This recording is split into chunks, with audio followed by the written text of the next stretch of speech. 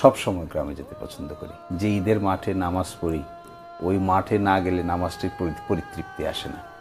এবং ওই মাঠে গেলে যাদের সঙ্গে দেখা আমার হয়, মনে হয় আসলে এক সময় ছিল ঈদের আনন্দটা অনেক বড়, কিন্তু এখন ছোট হয়ে যাওয়ার পেছনে কারণ হলো আমাদের জগৎ বড় হয়ে গেছে। ঈদের আনন্দটা ভাগাভাগি হয়ে গেছে।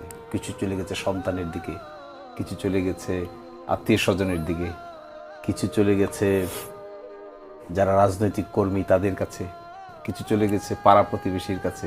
নিজে গুরুত্ব হারিয়ে গেছে। পার্শ্ববর্তী মানুষগুলো, পার্শ্ববর্তী ফ্যাক্টরগুলো বড় আকারে দেখা দিয়েছে।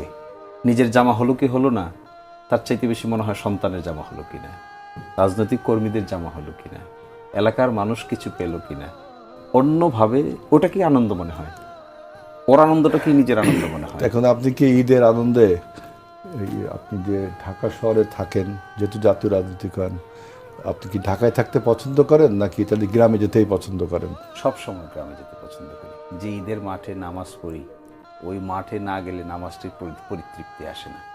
এবং ওই মাঠে গেলে যাদের সঙ্গে দেখা আমার হয়, মনে হয় আমরা এখন আশরাফ কায়সার